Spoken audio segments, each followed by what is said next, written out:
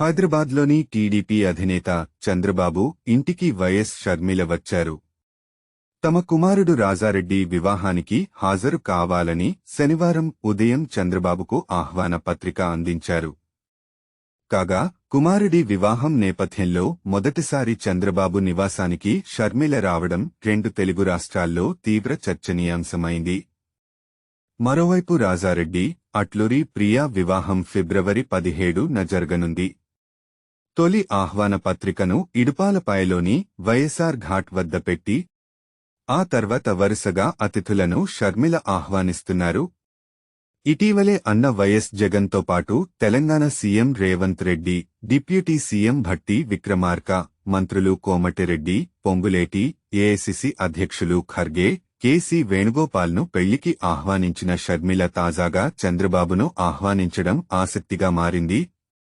ఇటీవల క్రిస్మస్ సందర్భంగా శుభాకాంక్షలు తెలుపుతూ నారా లోకేష్ కు వైఎస్ షర్మిల పంపిన గిఫ్ట్ గ్రీటింగ్స్ కు లోకేష్ థాంక్స్ చెప్పిన సంగతి తెలిసిందే. రాజశేఖర రెడ్డి గారి మనవడు వైఎస్ రాజారెడ్డి గారి పెళ్లి జరుగుతున్న సందర్భంలో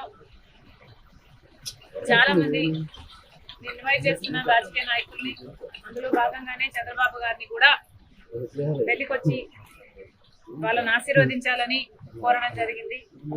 చాలాసేపు రాజశేఖర రెడ్డి గారి గురించి, వాళ్ళ ఫ్రెండ్షిప్ గురించి, వాళ్ళ రాజకీయ ఇనిషియల్ ప్రస్థానంలో జరిగిన విషయాల గురించి అన్ని గుర్తు చేసుకున్నారు, మాకు గుర్తు చేశారు. చాలాసేపు మాట్లాడడం చాలా సంతోషం అనిపించింది. వచ్చి ఆశీర్వదిస్తామని మాట్లాడారు.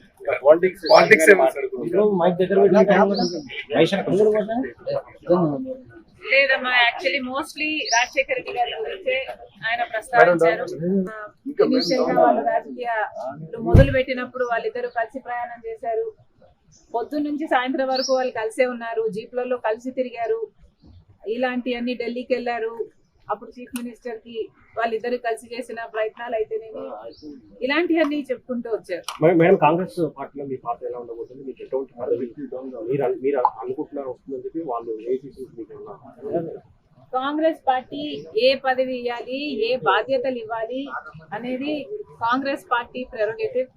కాంగ్రెస్ పార్టీలో because it is the largest secular party చేరడం జరిగింది. రాహుల్ గాంధీ గారు ప్రధానమంత్రి అయితేనే మన దేశానికి మంచి జరుగుతుందని, కమ్యూనల్ వైలెన్స్లు తగ్గుతాయని రాజశేఖర రెడ్డి గారే రాహుల్ గాంధీని ప్రధానమంత్రిని మనస్ఫూర్తిగా చేసుకోవాలి అనుకున్నారు. కాబట్టి అదే జరగాలి, అది జరిగితేనే మన దేశానికి మంచి జరుగుతుంది అని చేరడం జరిగింది. ఇంకొకసారి చేరిన తర్వాత వాళ్ళ చేతుల్లో మనం పెట్టుకున్న తర్వాత వాళ్ళు ఎలా ఆదేశిస్తే అది నమ్మకంగా చేయాల్సి ఉంటుంది.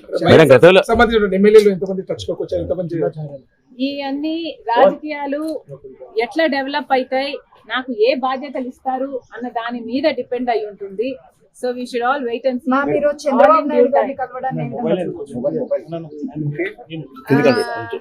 చంద్రబాబు గారిని చూడని ఏ విధంగా కలవడం ఏ విధంగా చూడొచ్చు అంటే, మామూలుగానే ఒక ఫ్రెండ్లీ ఎన్వైరన్మెంట్ లో అందరం చూస్తే బాగుంటది. నేను లోకేష్ గారు ఒక ట్వీట్ నాకు రిప్లై చేశారు.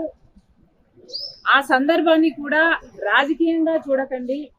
చంద్రబాబు గారికి ఒక క్రిస్మస్ కేక్ మాత్రమే పంపడం జరిగింది. ఒక కేకే కదండి, ఆ కేక్ అంటే మేడం ఇప్పుడు మేడం ఈ చర్చ అంటే ఏంటంటే, ఆ కేక్ కూడా మేము ఒక చంద్రబాబు గారికే పంపలేదు, ఇక్కడ కేటీఆర్ గారికి, కవిత గారికి, హరీష్ రావు గారికి, ఇట్లాంటి వాళ్ళకు కూడా పంపడం జరిగింది. యాక్చువల్లీ ద బ్యాక్గ్రౌండ్ ఇస్, రాజకీయాలు అన్నది జీవితాలు కాదు, రాజకీయం అన్నది మా